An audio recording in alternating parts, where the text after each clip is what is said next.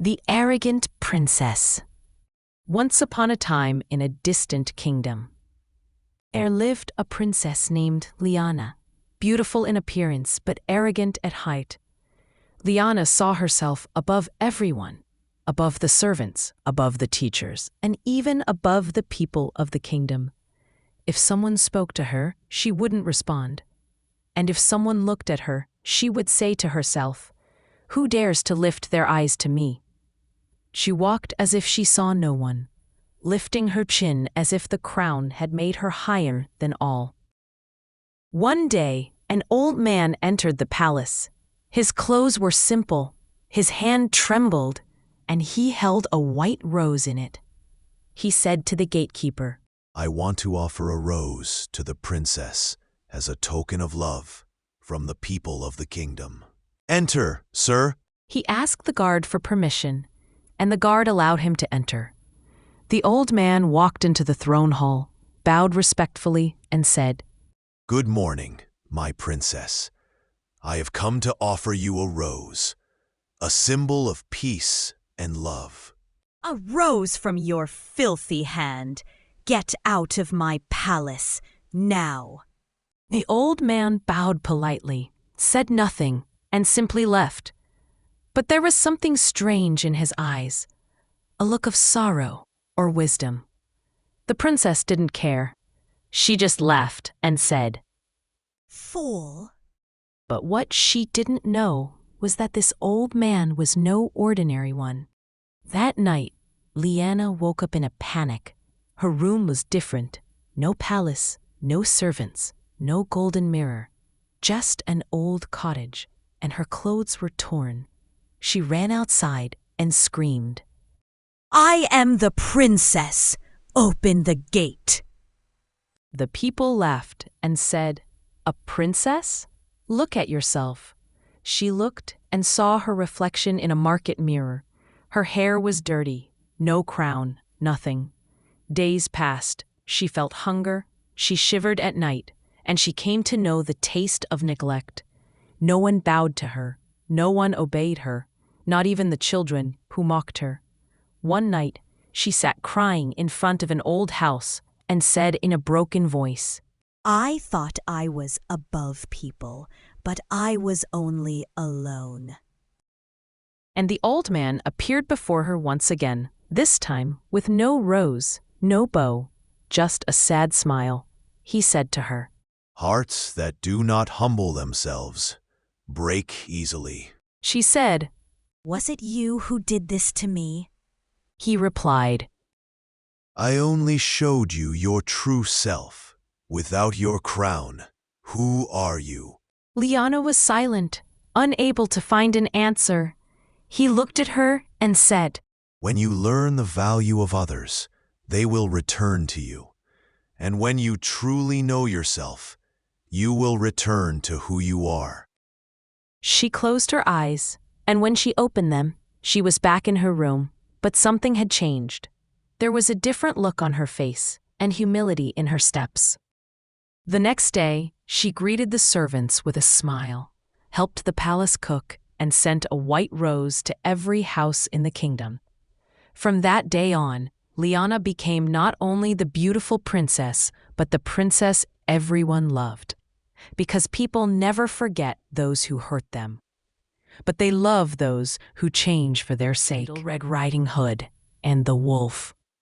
Once upon a time, in a distant past, in a small and peaceful village, there lived a sweet girl named Layla. She always wore a beautiful red hood, so everyone called her Little Red Riding Hood.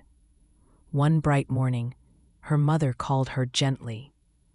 "Layla, your grandmother is sick. Take this basket of food to her, and don't leave the path." Layla happily said goodbye to her mother and set off into the forest, carrying her basket. The trees were tall, the air was fresh, and the birds were chirping. Layla began singing and picking flowers, not knowing someone was watching her from afar. The wicked wolf was hiding behind the trees, watching her with gleaming eyes. He approached and said in a soft voice, "Where are you going, little girl?" Layla replied, "To my grandmother's house, beyond the hills." The wolf smiled slyly and asked, "Does she live alone?"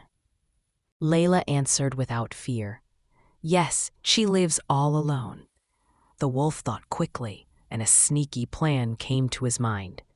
He said kindly, "Why don't you pick some flowers for your grandmother? She would be so happy."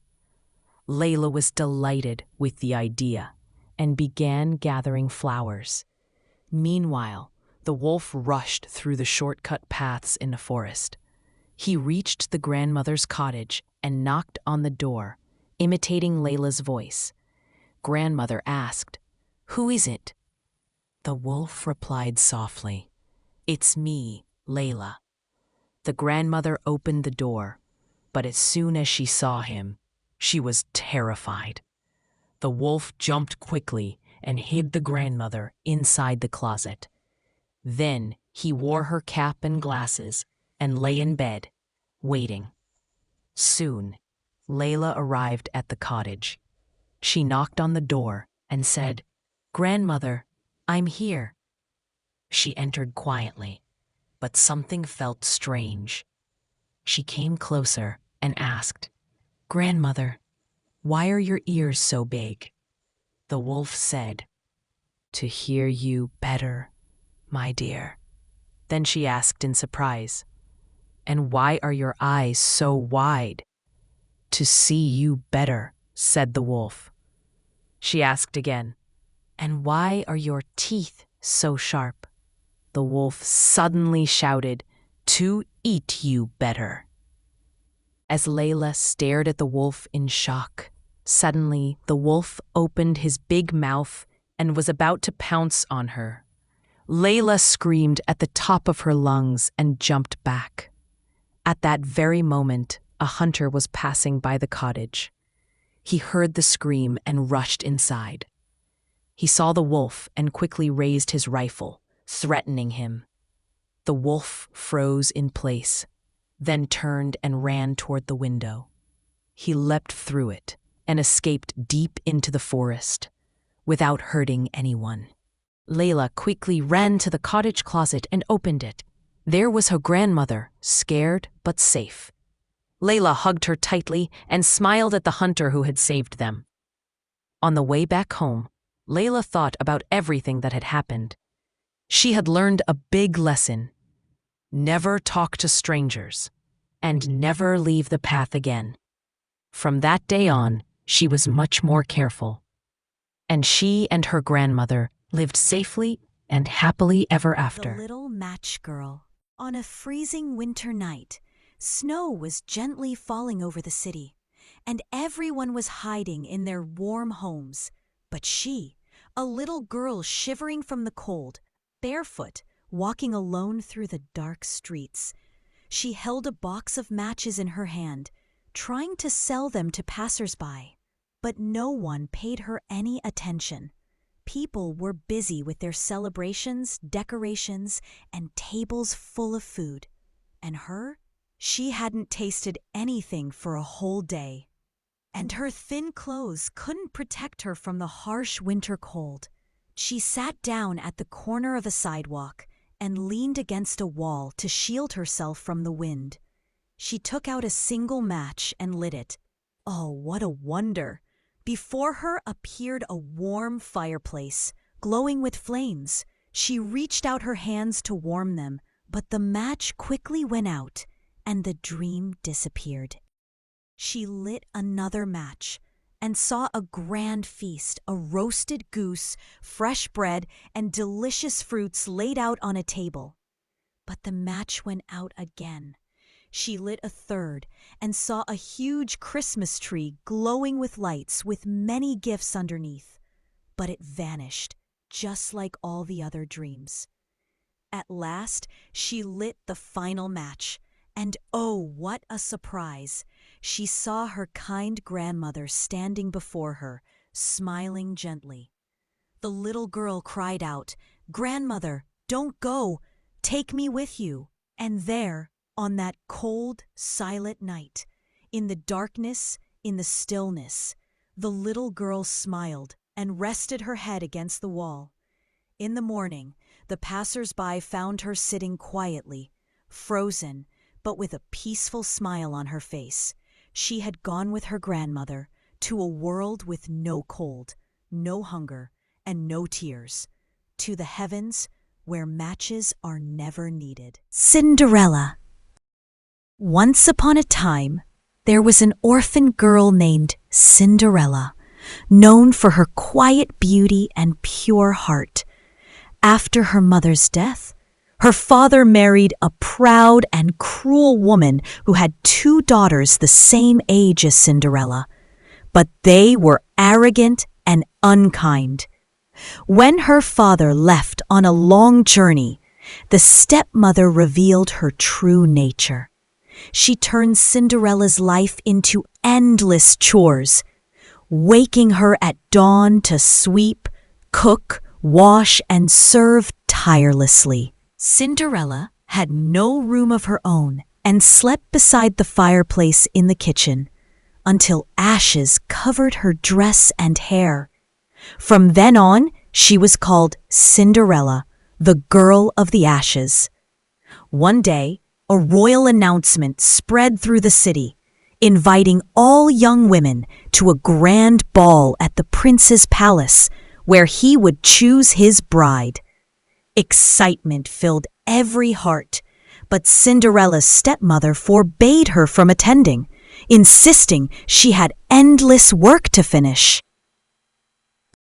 While Cinderella wept alone in the kitchen, a kind old woman appeared before her, her fairy godmother, and said, "Do not be sad, my dear.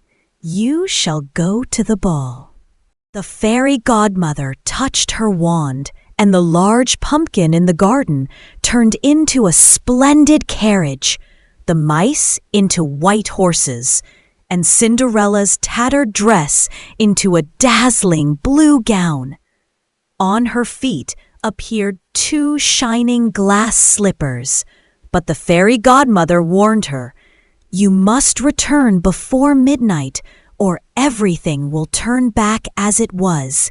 Cinderella arrived at the palace, and silence filled the hall as she entered.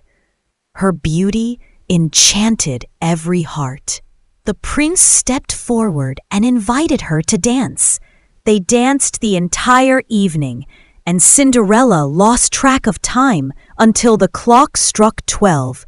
She fled in haste, leaving behind one of her glass slippers. The next day, the prince ordered a search for the owner of the slipper. Soldiers went door to door across the kingdom. When they reached the stepmother's house, her daughters tried in vain to fit their feet into it, while Cinderella watched quietly. When she tried, the slipper slid on perfectly, as if it had been made for her. The prince recognized her at once and took her to the palace, where a grand wedding was held. And Cinderella lived with him a life full of happiness, leaving the ashes of the past behind.